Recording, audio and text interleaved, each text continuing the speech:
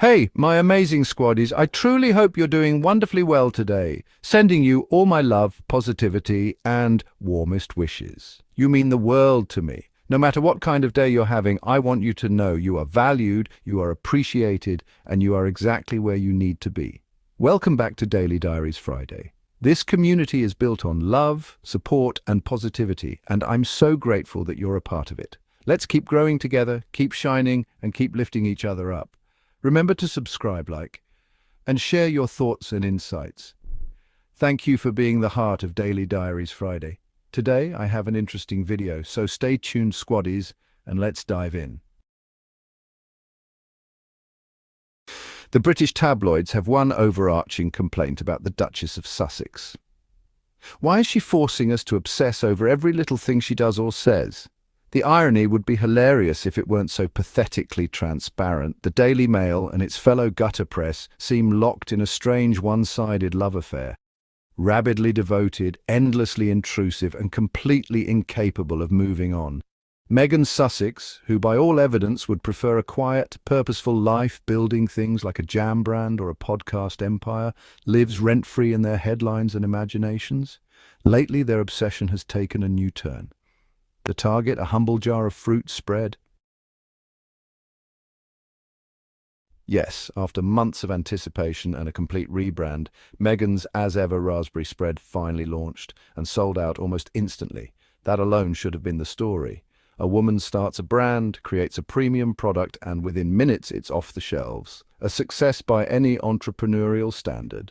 But of course, the Mail couldn't leave it at that. No, they had to fly into their usual performative outrage. They published what they framed as an exposé on the jar of spread, complete with dramatic unboxing photos and thinly veiled sarcasm, because clearly reviewing jam now qualifies as hard-hitting investigative journalism if Meghan Sussex is involved. Let's be honest, if Meghan had invented the cure for the common cold, the Daily Mail would have complained that the bottle was the wrong shade of beige. Their review of As Ever reads more like a bizarre diary entry from someone deeply wounded by a fruit preserve. The review opens with a world-weary tone, as if they'd been forced at gunpoint to try this mysterious, deeply suspicious jamnut jam. They mock the fact that Meghan's spread technically isn't called jam because she, unlike them, respects FDA guidelines and actual food labeling regulations. The article seems almost offended that the Duchess dared to clarify what's in her product: raspberries, organic pure cane sugar, lemon juice concentrate, and fruit pectin. Scandalous, right? The Mail's reviewer even took issue with the packaging, describing the beautifully branded jar and keepsake container as over-the-top and more luxury candle than condiment. God forbid a woman who's been endlessly critiqued for everything from nail polish to nail polish-free hands decides to put some care into her branding. Meghan's packaging isn't gaudy, it's elegant, it's consistent with the clean, thoughtful aesthetic she's cultivated over the years. But no amount of grace or intention will ever please the Mail, because their mission isn't to report, it's to ridicule. They go on to scrutinize the consistency of the spread, dramatically claiming it dribbled everywhere and calling it unappealing to say the least. This theatrical revulsion is almost comical. It's jam, or rather a fruit spread. It's not a biochemical weapon. But the way the Mail describes it, you'd think Meghan had sent them a live scorpion in a jar. And let's talk about that taste test, which read like a parody of culinary critique. It's extremely sweet, they gasped, as though they'd never encountered the concept of fruit-based spreads before. They complain that the lemon note is strong. They gripe that it doesn't work on toast, though they clearly use too much because moderation is apparently not in the Mail's vocabulary. But then, quietly, they admit it might shine on ice cream, pie, or pancakes, exactly the kinds of uses Meghan herself has already suggested in her product launch, almost like she knows what she's doing. What's fascinating here isn't the critique of the product. Every product has varied opinions. It's the gleeful pettiness with which they attack it. It's as though the jam personally insulted the reviewer's family. The spread didn't just taste fruity, it apparently bullied the Mail. The jam made them cry. Somewhere in a Daily Mail office, a staffer is whispering, "It was too strong. It overwhelmed me."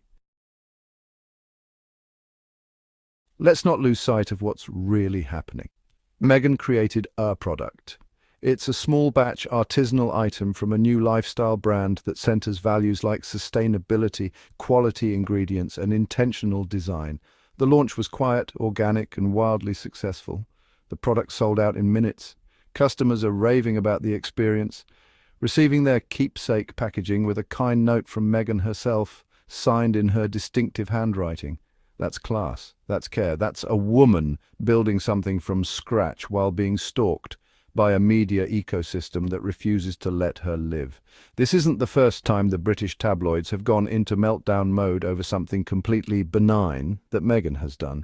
Remember when they scrutinized how she held a teacup, or whether she cradled her baby bump too much, or the infamous avocado scandal, where her love of guacamole was linked to environmental devastation and Mexican violence? You'd laugh if it weren't so dystopian. Meanwhile, Meghan remains unbothered. She's raising her kids, she's building a brand, she's launching projects with purpose. And no matter how many tantrums the tabloids throw, she doesn't owe them a response. That's what seems to infuriate them most. They can't provoke her, she doesn't play their game. And yet the Mail can't quit her. They recycle years-old footage, right? Remember when? Stories about her every public appearance and publish condescending think pieces disguised as product reviews. They claim they don't care, and yet here we are, with a 1,000-word deep dive into jam. The British tabloids aren't mad about Meghan's jam because it's too sweet. They're mad because she's doing just fine without them. She left the monarchy, left the toxicity of Fleet Street behind, and instead of crumbling, she flourished. She built a new life and found success on her own terms. That's the real threat. A woman who was supposed to play a passive role, refusing to be anything less than the author of her own story. In the end, Meghan's success speaks louder than the tabloids' endless noise. Her sold-out spread isn't just a product, it's a symbol of her independence, creativity, and resilience. While the Daily Mail nitpicks and sneers, she keeps thriving, untouched by their bitterness. They can't stand that she's winning without them, but that's exactly what makes her story so powerful. Meghan's living proof that grace, purpose, and authenticity always rise above the noise. The Mail can keep screaming into the void, hoping their bitterness will somehow manifest relevance. Meghan, meanwhile, will keep living, she'll keep building. And if she drops another jar of jam, it'll sell out again. Not because of the tabloids, but in spite of them. And honestly, that's the sweetest part of all. And that's a wrap, squaddies. Thanks for watching and being part of this amazing journey. You're the reason this community shines. Keep being the incredible, inspiring souls you are. If you enjoyed today's journey, show some love with a like, comment, and share. Join our family by subscribing, and let's keep growing together. Until next time, dream big, stay strong, and keep shining.